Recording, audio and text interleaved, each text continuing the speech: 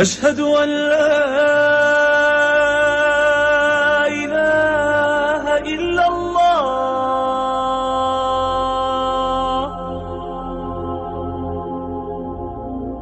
أشهد أن محمدا رسول الله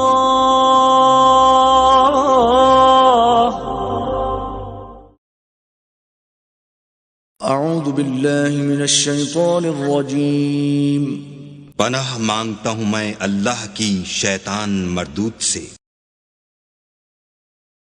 بسم اللہ الرحمن الرحیم شروع اللہ کے نام سے جو بڑا مہربان نہایت رحم والا ہے۔ In the name of Allah, the entirely merciful, the especially merciful.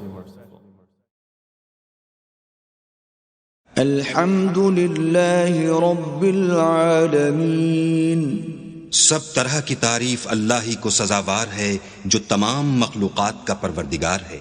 All praise is due to Allah, Lord of the worlds.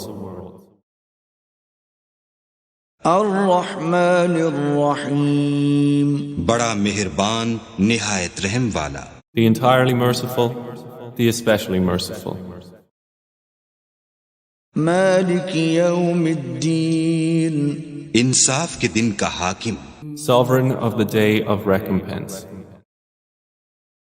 ایاک نعبد و ایاک نستعین اے پروردگار ہم تیری ہی عبادت کرتے ہیں اور تجھی سے مدد مانگتے ہیں۔ It is you we worship and you we ask for help. اہدنا الصراط المستقیم ہم کو سیدھے رستے چلا۔ Guide us to the straight path. صراط الذین انعمت علیہم غیر المغضوب علیہم ولا الضالین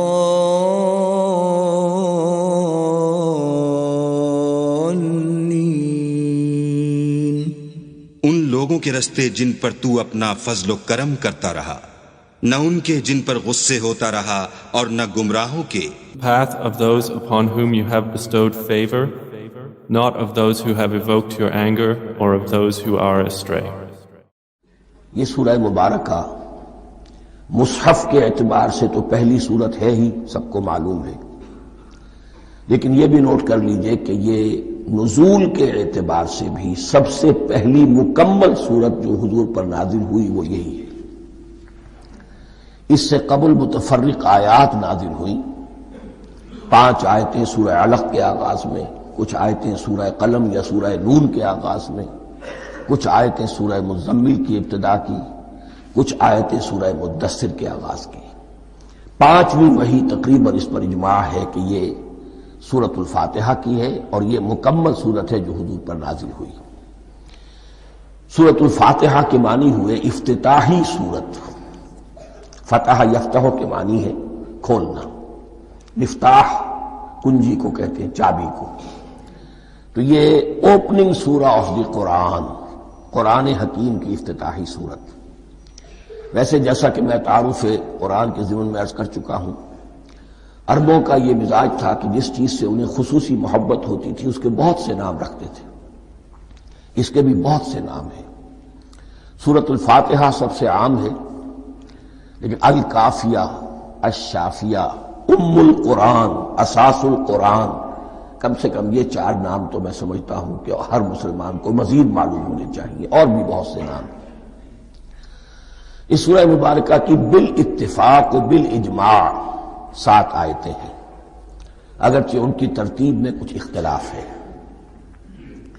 ایک رائے، یہ رائے امام شافعی کی بھی ہے اور بصرہ کے جو قراء تھے ان کی بھی ہے کہ آیت بسم اللہ بھی سورہ فاتحہ میں شامل ہے، اس کا جز ہے، وہ اس کو شامل کر کے پھر 7 آیتیں بناتے ہیں۔ تو آخری جنہیں ہم 2 آیتیں سمجھتے ہیں، صراط الذین انعمت علیہم غیر المغضوب علیہم ولا الضالین، وہ ان کے نزدیک ایک آیت ہے۔ تو گویا کہ نتیجہ یہ نکلا کہ آیتوں کی تعداد 7 ہی رہتی ہے۔ امام ابو حنیفہ رحمۃ اللہ علیہ کا موقف اور کوفے کے جو قراء تھے ان کا بھی موقف یہ ہے کہ آیت بسم اللہ نہ سورہ فاتحہ کا جز ہے نہ کسی اور سورت کا جز ہے، سوائے ایک مقام پر جہاں حضرت سلیمان علیہ السلام کا خط جو ہے نقل ہوا ہے، جنہوں نے ملکہ سما کو لکھا تھا انہ من سلیمان و انہ بسم اللہ الرحمن الرحیم، تو قرآن کے متن میں صرف اسی جگہ پر یہ آیت شامل سمجھتے ہیں، باقی یہ صرف علامت کے طور پر کہ یہاں سے ایک نئی سورت شروع ہو رہی ہے درج کی گئی ہے۔ اس سورہ مبارکہ کو الصلاح قرار دیا گیا ایک حدیث میں، اس کا جو اسلوب ہے وہ دعا کا ہے، اور دعا کے ساتھ اس کی جو مناسبت ہے، اور پھر اسی کی وجہ سے ہماری نماز کا یہ جزو لا ینفک بنا دیا گیا، بلکہ ایک حدیث جو میں آپ کو سناؤں گا اس میں اسی کو نماز قرار دیا گیا، الصلاح یہی ہے۔ ویسے وہ حدیث مبارک موجود ہے، من لم یقرأ بفاتحۃ الکتاب لا صلاۃ لمن لم یقرأ بفاتحۃ الکتاب، جو شخص سورہ فاتحہ کی تلاوت نہیں کرتا اس کی کوئی نماز نہیں۔ اس کے حوالے سے بھی ہمارے ہاں دو مسلک ہیں، ذکر صرف اس لیے کر رہا ہوں کہ آپ کے علم میں ہو، ان میں کوئی بنیادی فرق نہیں ہے، کسی بھی ایک رائے کا انسان قائل اور حامل ہو سکتا ہے بغیر اس کے کہ دوسرے کو بالکل غلط قرار دے، بلکہ یہ کہ اس کے لیے بھی گنجائش اپنے ذہن میں اور اپنے دل میں رکھے۔ تو ایک رائے یہ ہے کہ یہ میں کیا عرض کر رہا تھا، کوئی بھول گیا ہوں۔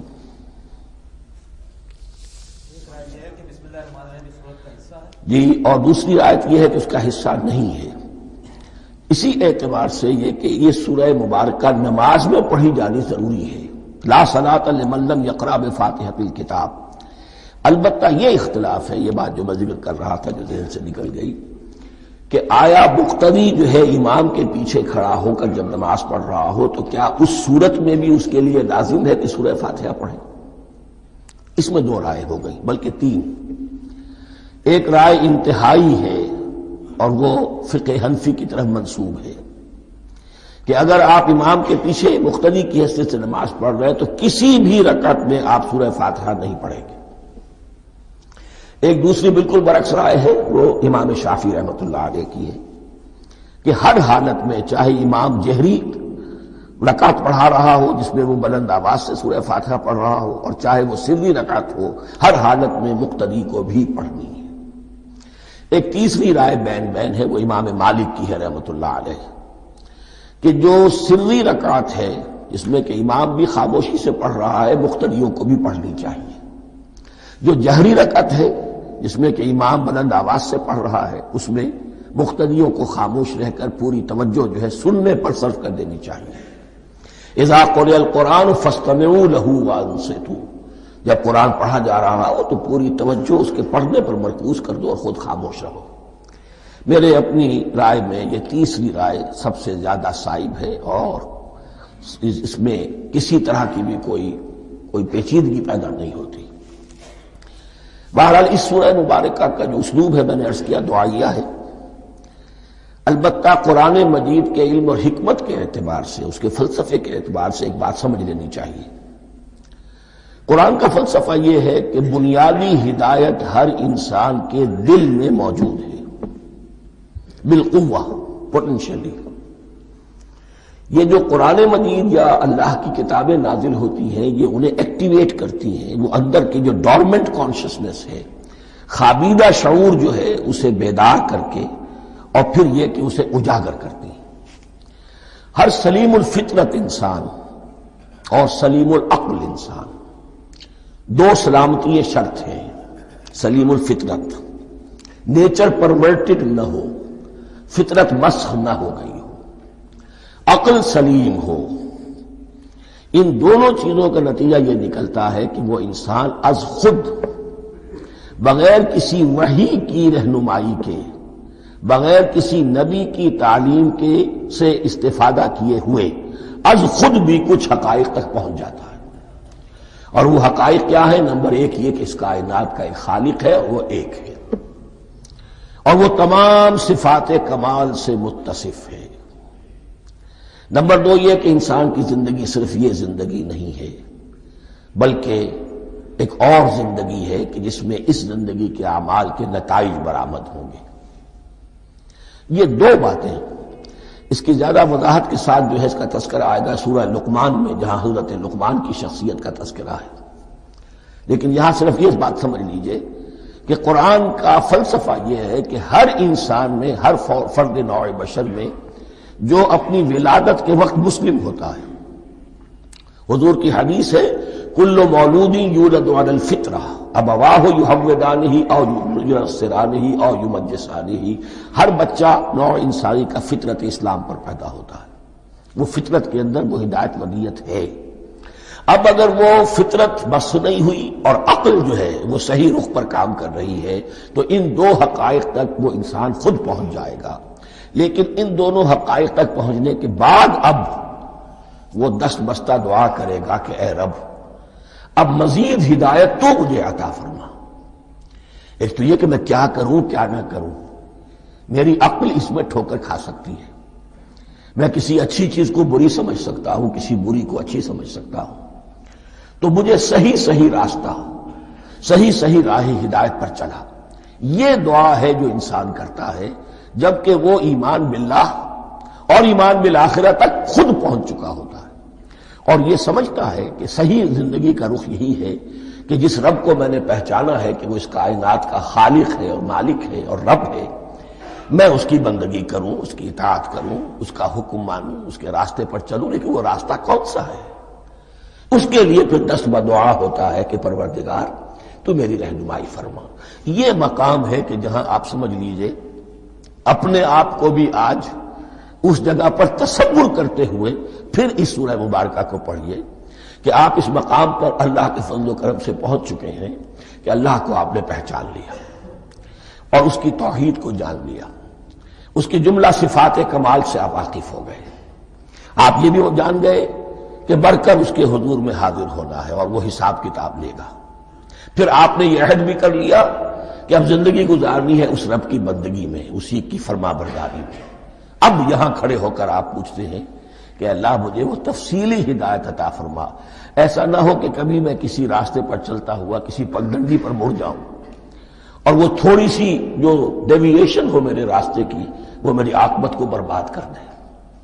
یک لحظہ غافل گشتم و صد سال راہم دور شد، اس لیے کہ ہوتا یہی ہے سیدھے راستے سے ذرا سی کوئی پگڈنڈی جو ہے تھوڑے سے اینگل پر نکلی ہے، لیکن جب چلتے جائیں گے آپ تو جتنے آگے بڑھیں گے اس پر، اس راہ صراط مستقیم سے آپ اتنے ہی زیادہ دور ہوتے چلے جائیں گے۔ یہ ہے قرآن مجید کی حکمت اور فلسفے کے اعتبار سے اس سورہ مبارکہ کا مقام۔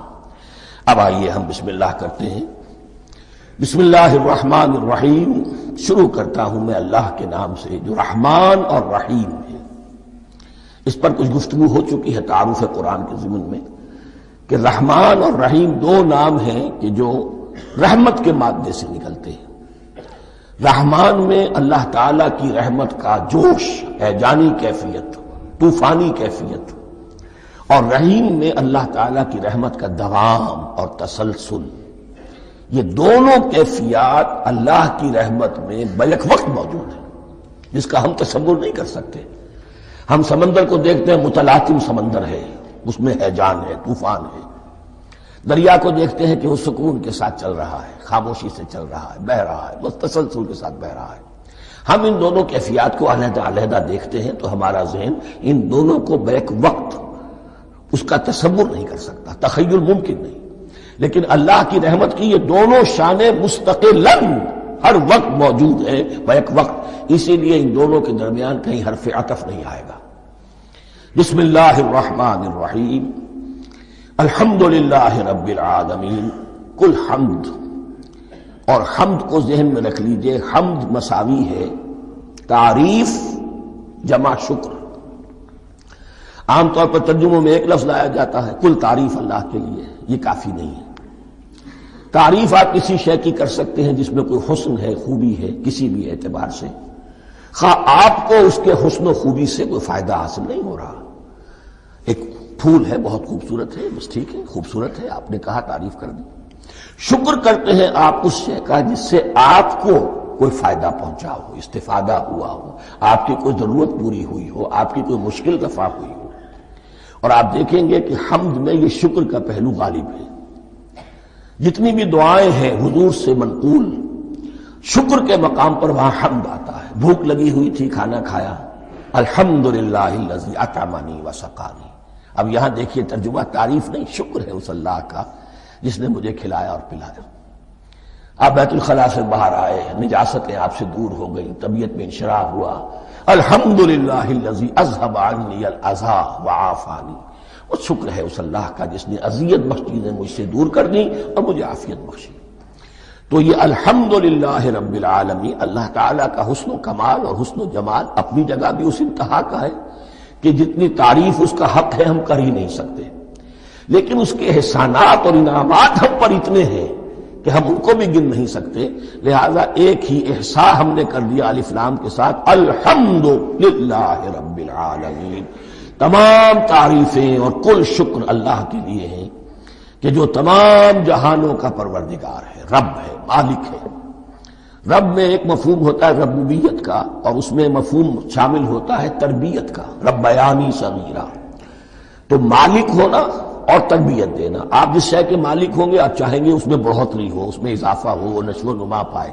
تو یہ دونوں چیزیں آپس میں ایک دوسرے کا جڑی ہوئی ہیں، پروردگار بھی اور مالک بھی. عام طور پر عربی میں رب کا لفظ مالک کے لیے آتا ہے، رب البیت، رب الدار، رب المال. تو مالک وہاں پر ظاہر بات ہے کہ اس سے مراد کیا ہے؟ مال والا، گھر والا، گھر کا مالک. تو کل شکر اور کل تعریف اس اللہ کے لیے ہے جو تمام جہانوں کا مالک بھی ہے اور پروردگار بھی ہے. الرحمن الرحیم، رحمان ہے اور رحیم ہے. اب دوبارہ اس کی میں وضاحت نہیں کروں گا. مالک یوم الدین، یوم دین کا مختار مطلق ہے. دین عربی زبان میں کہتے ہیں بدلے کو. دناہم کما دانو کما تدینو تو دانو، یہ کہاوت ہے. جیسے اردو میں ہم کہتے ہیں جیسا کرو گے ویسا بھرو گے، کما تدینو تو دانو. تو یہ ہے بدلہ، اس کا بنیادی مفہوم جو ہے وہ بدلہ ہے. تو بدلے کا ایک دن ہے جس دن فیصلہ ہوگا کہ کون کیا کما کر لایا ہے اور اسے کیا بدلہ ملنا چاہیے. آیا اس کا برائیوں کا پلڑا بھاری ہے کہ اسے سزا ملنی چاہیے، یا اس کی حسنات اور نیکیوں کا پلڑا بھاری ہے کہ اسے جزا ملنی چاہیے، اس کا انعام اور اکرام کے ساتھ معاملہ کیا جانا چاہیے. وہ ایک دن ہے، اسے ہم یوم القیامہ کہتے ہیں. اور لیکن اصل بات جو یہاں کہی گئی، یعنی ایک جملے میں تین باتوں کا اعتراف ہو رہا ہے. بعث بعد الموت، ایک دن آئے گا کہ ہم مرنے کے بعد تمام انسان اٹھا لیے جائیں گے. پھر حساب و کتاب، پھر اللہ کے ہاں حاضری ہوگی اور حساب کتاب ہوگا. اور تیسرا یہ کہ اس حساب کتاب کے دن کا مختار مطلق اللہ ہے. یعنی کسی اور کو اپنے ذہن میں سہارا بنا کر آپ زندگی گزاریں کہ وہ مجھے چھڑا لے گا، یا وہ ہستی جو ہے اتنی زوردار ہے کہ وہ مجھے بچا لے گی. اس سے اپنے دل کو، اپنے ذہن کو بالکل پاک کر لیجئے. مالک یوم الدین. ایک دوسری جگہ پر قرآن میں آیا ہے اس روز کوئی پکارنے والا پکارے گا لمن الملک اليوم للہ الواحد القہار. آج کے دن کس کا اختیار مطلق ہے؟ اور پھر کہا جائے گا اللہ کے لیے الواحد قہار، جو پوری طرح چھایا ہوا ہے، بس تولی ہے. تو مالک یوم الدین، جو جزا و سزا کے دن کا مالک ہے. اب یہاں سے کلام ایک رخ بدل رہا ہے. ابھی تک تو یہ غائبانہ انداز میں کلام ہو رہا ہے، اللہ سے خطاب نہیں آیا اس میں ابھی. الحمدللہ رب العالمین الرحمن الرحیم مالک یوم الدین. اب خطاب ہے ایاک نعبد و ایاک نستعین، ہم صرف تیری ہی بندگی کرتے ہیں اور کریں گے، اور ہم صرف تجھ ہی سے مدد مانگتے ہیں اور مانگیں گے. یہ ترجمہ میں کیوں کر رہا ہوں کہ یہ فعل مضارع ہے. عربی زبان میں فعل مضارع حال اور مستقبل دونوں کو کور کرتا ہے. ایاک کا جو ہے مفعول فاعلی جو ہے، مفعول جو ہے اس میں ضمیر مفعولی اسے پہلے لا کر حشر کا مضمون پیدا ہو گیا. ہم تیری بندگی کرتے ہیں نہیں، ہم تیری ہی بندگی کرتے ہیں اور کریں گے. حال میں ترجمہ کیجئے تو یہ اظہار حال ہے، اور مستقبل میں ترجمہ کیجئے تو یہ ایک عہد ہے، قول و قرار ہے، بہت بڑا معاہدہ ہے. وَإِيَّاكَ نَسْتَعِينُ، اور صرف تجھ ہی سے مدد مانگتے ہیں اور مانگیں گے. اس میں بھی حال کا ترجمہ اظہار حال.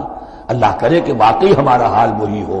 جب ہم یہ الفاظ کہتے ہیں تو واقعتاً ہم اس پر پورے اتر رہے ہوں کہ اسی کی بندگی کر رہے ہوں اور اسی سے ساری استعانت اور استمداد کر رہے ہیں۔ جہاں تک مستقبل کا تعلق ہے وہ پھر ایک عہد ہے، اہدنا الصراط المستقیم۔ یہ مقام وہ آ گیا کہ یہاں تک تو اے پروردگار ہم پہنچ گئے، تیرے فضل سے، تیرے کرم سے۔ فطرت سلیمہ بھی تیری عطا کردہ تھی، عقل سلیم بھی تیری ودیعت کردہ تھی، ان دونوں کی روشنی سے ہم یہاں تک تو پہنچ گئے۔ اب ہماری جو ضرورت ہے، احتیاج ہے، وہ کیا ہے؟ اہدنا الصراط المستقیم، ہدایت بخش ہمیں سیدھے راستے کی۔ یہاں دو باتیں سمجھ لیجئے۔ انفرادی سطح پر انسان کے لیے نہ معلوم کتنے مرحلے آتے ہیں ہر روز کہ جس میں وہ ایک ٹھٹک کر کھڑا ہو جاتا ہے، یہ کروں یا یہ کروں، دو آلٹرنیٹو سامنے آ رہے ہیں، فیصلہ کرنا مشکل ہو رہا ہے۔ قدم قدم پر ہدایت کی ضرورت ہے، اور اجتماعی طور پر نوع انسانی تین بڑے بڑے تمدنی مسائل میں واقعہ یہ ہے کہ تسلیم کر لیا جانا چاہیے کہ عقل انسانی اس کو راستہ نہیں دکھا سکتی۔ عام معاشرتی سطح پر مرد اور عورت کے درمیان حقوق اور اختیارات کا کیا توازن ہو، ناممکن ہے، انسان طے نہیں کر سکتا۔ انسان یا مرد ہے یا عورت ہے۔ عورت سوچے گی اپنے لحاظ، اپنے جذبات کا، اپنے خیالات کا لحاظ رکھے گی، مرد کے جذبات و احساسات کا اس کا کوئی تصور ہی ممکن نہیں۔ مرد سوچے گا اسے اپنے احساسات معلوم ہے، لیکن یہ کہ عورت کے احساسات سے وہ نابلد ہے، ان کو محسوس کر ہی نہیں سکتا۔ لا محالہ وہ اپنے بارے میں وہ جو بھی نظام بنائے گا اس میں وہ اپنی بالادستی رکھے گا۔ وہ تو ایک ہی ہستی ہو سکتی ہے کہ جو دونوں کی خالق ہے، مرد کی بھی عورت کی بھی، اور اس کو دونوں سے محبت ہے، دونوں کا خیر خواہ ہے، دونوں کا رب ہے، دونوں کو پروان چڑھانا چاہتا ہے۔ اسی طرح فرد اور معاشرہ یا ریاست، حکومت اور ریاست ہمیشہ یہ چاہتی ہے کہ سارے اختیارات ہمارے ہاتھ میں آ جائیں، ٹوٹلیٹیرین سوسائٹی ہو، بس ہم حکم دیں اور لوگ اس پر چلیں۔ افراد یہ چاہتے نہیں، ہمیں آزادی ہونی چاہیے۔ اب آپ دیکھیے کہ دنیا میں کتنے جھگڑے چلتے ہیں اسی پر، فریڈم فریڈم فریڈم۔ وہ فریڈم واقعتاً اپنی جگہ پر ایک شے ہے، افراد کی آزادی ہونی چاہیے، لیکن افراد کی آزادی اتنی نہ ہو جائے کہ وہ مادر پدر آزاد ہو جائے، کوئی قانون، کوئی قاعدہ، کوئی اخلاقی، کوئی حدود اور قیود جو ہے ان کا پابند نہ رہے۔ تو اب کہاں ہے وہ نقطہ اعتدال کہ جس میں انسان کی انفرادی آزادی، انفرادی اختیار اور ادھر اجتماعی مصلحتیں جو ہیں ان کو بیلنس کیا جا سکے؟ انسان طے نہیں کر سکتا، صرف اللہ ہی اس کے لیے نظام دے سکتا ہے۔ تیسرا مسئلہ ہے سرمایہ اور محنت، اس میں کیا توازن ہو؟ سرمایہ اور محنت دونوں مل کر کچھ بنا رہے ہیں، کچھ پروڈیوس کر رہے ہیں۔ اب اس میں نفع جو ہوا ہے اس میں سرمایہ کا کتنا حصہ ہونا چاہیے اور لیبر کا کتنا ہونا چاہیے، کون طے کر سکتا؟ اس کے لیے بھی کہ ایسا نہ ہو کہ سرمایہ داری جو ہے آکاش بیل بن کر پورے معاشرے پر چھا جائے، اور غریب بیچارہ، مزدور بیچارہ، کاشتکار بیچارہ وہ گویا کہ چکی کے دو پارٹوں میں پس کر رہ جائے، اس کی کوئی حیثیت نہ رہ جائے۔ لیکن یہ کہ دوسری طرف اگر یہ کہ مزدور کا جو حق ہے اس سے زیادہ اس کو دے دیا جائے تو سرمایہ جو ہے وہ سکڑ جائے گا، شائی ہو جائے گا، وہ پھر میدان میں نہیں آئے گا۔ کیا کیا جائے؟ کون سا نقطہ عدل و اعتدال ہے؟ یہ تین مسائل ایسے ہیں، اہدنا الصراط المستقیم۔ تو یوں سمجھیے کہ ایک جو بنیادی ہدایت تھی، ایک اللہ کو پہچان لینا، یہ جان لینا کہ کل حسن و جمال اور تمام انعام و اکرام کا منبع اس کی ذات ہے، وہ رحمان ہے اور رحیم ہے، اور یہ جان لینا کہ مرنے کے بعد جی اٹھنا ہے، حساب کتاب ہے، فیصلہ ہوگا جزا و سزا کا، اور مختار مطلق اس دن کا اللہ ہے۔ پھر یہ عہد کر لینا ایاک نعبد و ایاک نستعین۔ اس کے بعد دعا، پروردگار ہمیں ہدایت پر قائم رکھ، ہماری ہدایت میں اضافہ فرما۔ اس ہدایت کے لفظ کو سمجھ لیجئے، بنیادی ہدایت، تفصیلی ہدایت، قدم قدم پر ہدایت، ہدایت پر ہدایت۔ والذین اہتدوا زادہم ھدی، جو لوگ ہدایت کے راستے پر آتے ہیں اللہ ان کی ہدایت میں اضافہ کرتا ہے۔ تو یہ قدم قدم پر ہمیں ہدایت کی ضرورت ہے اور مرحلہ وار ضرورت ہے۔ ہدایت اس کو بھی کہتے ہیں کہ کسی نے آپ سے کوئی پتہ پوچھا، آپ نے کہا ادھر جانا، پھر دوسری گلی میں مڑنا، پھر جانا دو تین لائٹیں چلے جانا، پھر مڑنا، وغیرہ وغیرہ، یہ بھی ہدایت ہے، نظری طور پر آپ نے بتایا ہے۔ ایک ہدایت یہ ہوئی کہ بھائی میں چلتا ہوں آپ کے ساتھ، میں آپ کو وہاں تک پہنچا دوں گا تاکہ آپ کو دقت نہ ہو، آپ نے منزل تک پہنچا دیا۔ ان دونوں کے درمیان، یہ تو میں نے ایک فرد کی مثال دی ہے، اللہ اور بندے کے درمیان نہ معلوم کتنے مراحل ہیں ہدایت کے۔ تو کسی وقت بھی انسان اپنے آپ کو ہدایت خداوندی سے مستغنا نہیں سمجھ سکتا، اور نہیں تو پروردگار جو ہدایت دی ہے اس پر ہدایت پر قائم رکھ۔ کیا پتا شیطان کا کوئی حملہ، کیا پتا ہمارے نفس کی کوئی شرارت کسی ایسے رخ پر ہمیں ڈال دے کہ اب تک کی ساری کمائی بھی ضائع ہو جائے۔ لہذا یہ نہ سمجھیے کہ جب یہ ساری چیزیں ان کو معلوم تھی، ان چیزوں کا تو اقرار کر رہے تو اب ہدایت کون سی مانگ رہے ہیں؟ تو ہدایت کا تو بڑا میدان کھلا ہوا ہے، اور اس ہدایت کی وہ جو میں نے آخری شکل آپ کو بتائی ہے کہ منزل مقصود تک پہنچا دے، یہ ہدایت بھی قرآن مجید میں اس معنی میں بھی لفظ آیا ہے کہ اہل جنت جب جنت میں داخل ہوں گے تو جو ترانہ حمد ان کی زبان پر اس وقت ہوگا وہ کیا ہے؟ الحمدللہ الذی ہدانا لہذا وما کننا لنہتدی لولا ان ہدانا اللہ۔ کل شکر اللہ کا جس نے ہمیں یہاں تک پہنچا دیا، ہدایت دی یہاں تک پہنچا دیا، اور ہم ہرگز نہ پہنچ پاتے، ہم ہرگز ہدایت یافتہ نہ ہو سکتے اگر اللہ ہی ہمیں ہدایت نہ دیتا۔ اہدنا الصراط المستقیم، سیدھا راستہ، صراط الذین انعمت علیہم، اب اس کی مزید وضاحت ہے، راستہ اس کا ان لوگوں کا جن پر تیرا انعام ہوا۔ یہ کون لوگ ہیں؟ اس کی وضاحت آپ کو ملے گی سورہ نساء میں۔ من یطع اللہ والرسول فاولئک مع الذین انعم اللہ علیہم من النبیین والصدیقین والشہداء والصالحین۔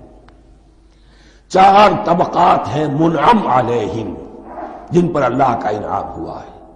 چوٹی پر انبیاء کرام، اس کے بعد صدیقین کرام، اس کے بعد شہداء عظام، اس کے بعد عام صالح مسلمان، صالح ہو۔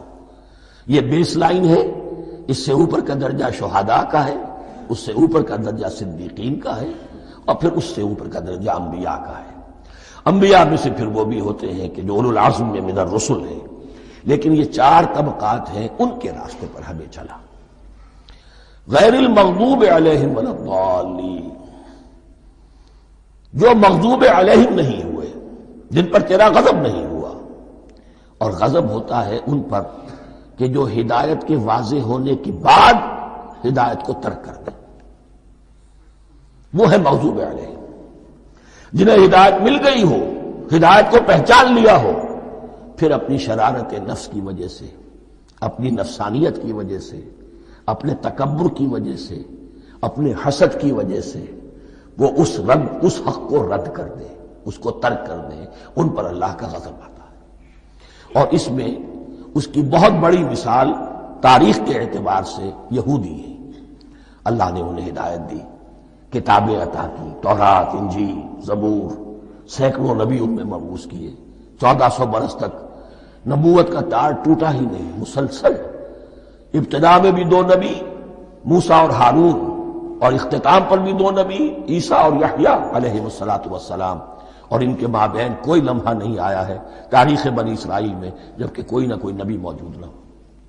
لیکن انہوں نے اپنی شرارت نفس کی وجہ سے ہدایت تورات سے بھی منہ موڑا، اور پھر سب سے بڑی بات یہ کہ ہدایت محمدی سے، ہدایت قرآنی سے بھی صلی اللہ علیہ وسلم منہ موڑا، وہ ہے مغضوب علیہم ولا الضالین، اور نہ ہی گمراہ ہوئے۔ یہ لفظ جو آتا ہے عربی زبان میں گمراہ کا بھی ہے اور تلاش حق میں بھٹکنے والے کا بھی ہے۔ ایک وہ شخص ہے جس پر حق ابھی واضح نہیں ہوا، وہ تلاش میں ہے، اس کے لیے بھی ضال کا لفظ آئے گا۔ اسی طرح کوئی شخص کسی کے عشق اور محبت میں ایسا ہو جائے، دیوانہ ہو جائے، اس کو بھی ضال کہتے ہیں، یعنی اس کے اوپر جذبات کا اتنا غلبہ ہو گیا ہے کسی کی محبت اور عشق کی بنا پر۔ تو حضور کے لیے یہ لفظ آیا ہے وَوَجَدَكَ ضَالًّا فَهَدَىٰ، اور یہ تو سورۃ الضحیٰ ہے، اکثر بیشتر لوگوں کو یاد ہوگی۔ تو یہ جو ضال کا لفظ ہے اس میں سمجھ لیجئے ضروری نہیں ہے کہ وہ گمراہ ہو، بلکہ وہ بھی کہ جو ابھی راہ ہدایت کی طلب میں، اس کے حصول کے لیے اس کی تلاش میں کوشاں ہے، اور وہ بھی کہ جو کسی مغالطے کی وجہ سے حق سے منحرف ہو جائے۔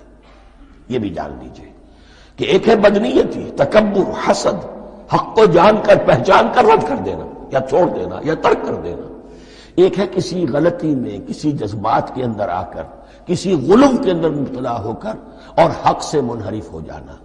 اس کی جو سب سے بڑی مثال ہے وہ نصارہ ہے، عیسائی ہے۔ حضرت مسیح کو انہوں نے مانا لیکن غلو کیا، یہ لفظ آئے گا آگے، لا تغلو فی دینکم، اپنے دین میں غلو نہ کرو۔ جیسے ہمارے ہاں بھی بعض لوگ ہیں جو حضور صلی اللہ علیہ وسلم کی تعریف میں، حضور صلی اللہ علیہ وسلم کے ساتھ اپنی محبت کے اظہار میں غلو کر جاتے ہیں۔ یہ انتہا درجے کو ہو گیا تھا حضرت مسیح علیہ السلام کے ماننے والوں میں، اور اس کی بنا پر انہوں نے تثلیث کا عقیدہ ایجاد کر لیا اور حضرت مسیح علیہ السلام کو اللہ کا بیٹا بنا دیا۔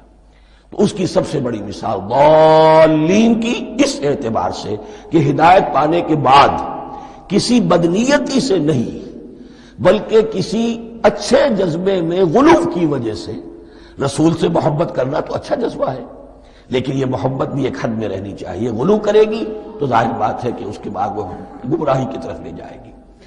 یہ ہے اس سورہ مبارکہ کا ترجمہ، اور اس کے بعد آخر میں آمین کہنا یہ مسنون بھی ہے، کہنا چاہیے۔ البتہ اختلاف یہاں بھی صرف اتنا ہے کہ نماز میں جب آپ امام کے ساتھ ہیں، وہ اگر جہری قرات کر رہا ہے تو آیا اس کے بعد آپ کو بھی بالجہر کہنا ہے آمین یا نہیں کہنا، یہ اختلاف ہے، ان میں کوئی فرق واقع نہیں ہوتا۔ یہ چیز متفق علیہ کہ کہنا ہے آمین، بلکہ یہ آمین تو یہودیوں میں ہے، یہ آمین جو ہے یہ عیسائیوں میں بھی ہے۔ ان کی بھی جو پریئر لارڈس پریئر ہے اس کے بعد آمین، وہ آمین کہتے ہیں، وہ فرق، وہ لفظ ایک ہی ہے، اس لیے کہ عبرانی زبان اور عربی زبان، یا تو ہم یہ کہہ سکتے ہیں کہ دونوں بہنیں ہیں، کوئی ایک مشترک زبان تھی ان کی ماں جس کی یہ دو بیٹیاں ہیں، اور یا یہ کہنا پڑے گا کہ عربی زبان کی ماں جو ہے وہ عبرانی زبان ہے۔ بہرحال بڑا قریبی رشتہ عربی کا اور عبرانی کا ہے، اس اعتبار سے وہ آمین۔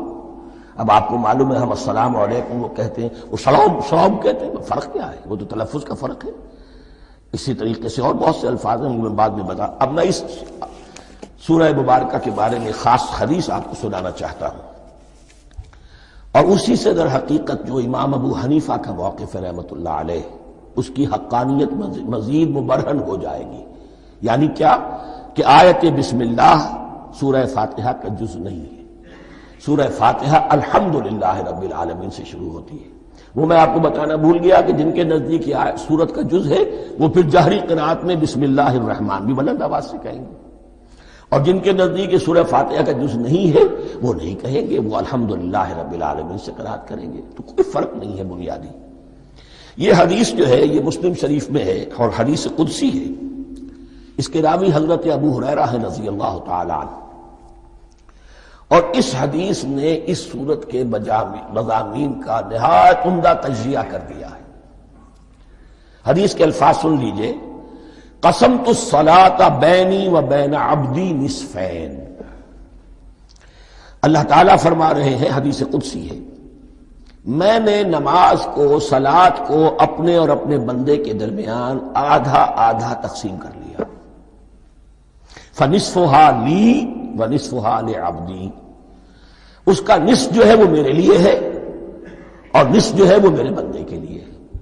ولعبدی ما سأل، اور جو میرے بندے نے مانگا میں اسے دوں گا، میرا وعدہ ہے یا میں نے اسے دیا۔ اس کے بعد اس کی تفصیل آتی ہے، اذا قال العبد، جب بندہ کہتا ہے الحمدللہ رب العالمین، قال اللہ حمدنی عبدی، جب بندہ کہتا ہے الحمدللہ رب العالمین، اللہ فرماتا ہے میرے بندے نے میری حمد کی۔ وَإِذَا قَالَ الرَّحْمَٰنِ الرَّحِيمِ قَالَ اللَّهُ اثْنَىٰ عَلَيَّ عَبْدِي، جب بندہ کہتا ہے الرحمن الرحیم، اللہ فرماتا ہے میرے بندے نے میری ثنا کی۔ وَإِذَا قَالَ مَالِكِ يَوْمِ الدِّينِ قَالَ اللَّهُ تَعَالَىٰ مَجَّدَنِي عَبْدِي، میرے بندے نے میری تمجید بیان کی، میری بزرگی بیان کی۔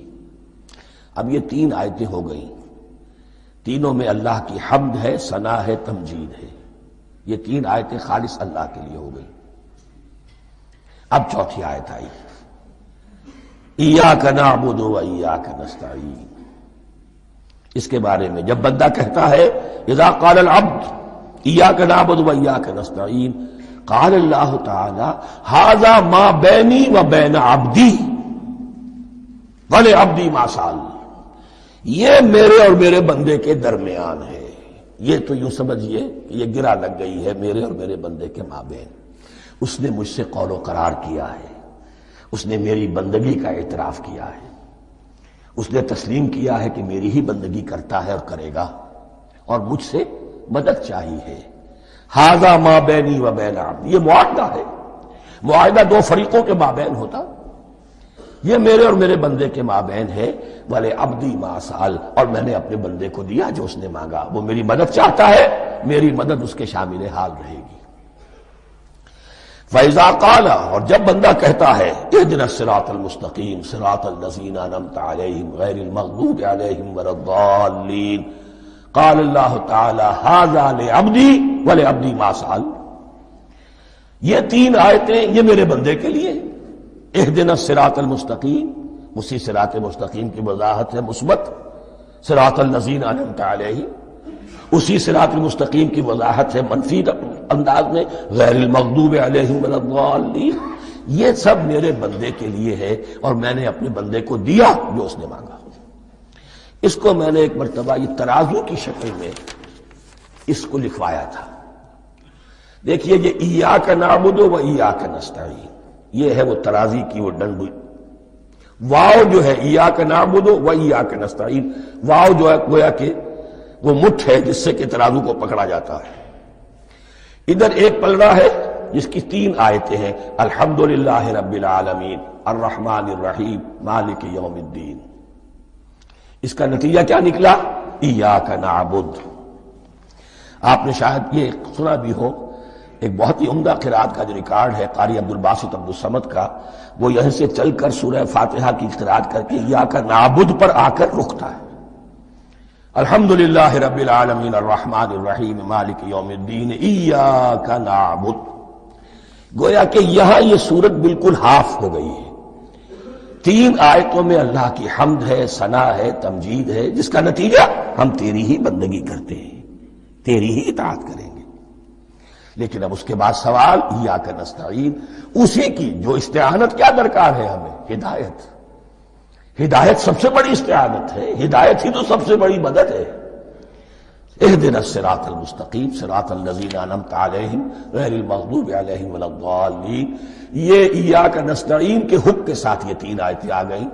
اهدنا الصراط المستقیم صراط الذین انعمت علیہم غیر المغضوب علیہم ولا الضالین. قسمت الصلاة بینی و بین عبدی نصفین فنصفها لی ونصفها لعبدی ولعبدی ما سأل.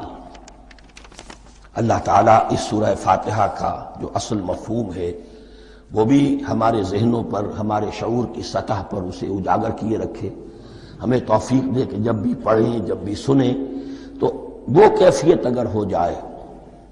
اس لیے کہ ایک حدیث ہے کہ الصلاۃ معراج المومنین، نماز تو اہل ایمان کے حق میں معراج کے درجے میں ہے. اس حوالے سے ہم یہ سمجھ سکتے ہیں کہ کوئی وقت ایسا آ سکتا ہے کہ انسان کو واقعتاً، روح انسانی واقعتاً اللہ کے یہ جواب سنے. انہونی بات نہیں ہے. ہوتا ہے خطاب آخر، اٹھتا ہے حجاب آخر، کرتے ہیں خطاب آخر. یہ تو ہوتا ہے. مخاطبہ الہی ہے تو میں نے عرض کیا کہ ثابت ہے. مخاطبہ، محادث اور تحدیث اللہ بندوں سے کلام کرتا ہے. خیرکم من تعلم القرآن وعلمہ، یہ حدیث ہے بخاری شریف کی، اصح الکتب بعد کتاب اللہ. تم میں سے بہترین لوگ وہ ہیں جو قرآن سیکھے اور سکھائے. کیا اس پر آپ کا یقین ہے؟ کیا تم نے قرآن کو اہمیت دی؟ عربی اتنی نہ سیکھی کہ قرآن سمجھ سکو، انگریزی اتنی پڑھ لی کہ انگریزوں کو پڑھا دو. یہ لمبا فکریہ ہے. آپ سے پوچھ ہوگی، تمہارے سامنے تو بیان کیا گیا تھا، تمہیں تو قرآن مجید کے حقوق بتائے گئے تھے، تمہارے سامنے تو قرآن مجید کے معنی بیان کیے گئے تھے، تم نے کیا کیا؟ پڑھو میری کتاب کو اور سمجھو اسے اور سمجھاؤ، لگ جاؤ اس کے اندر.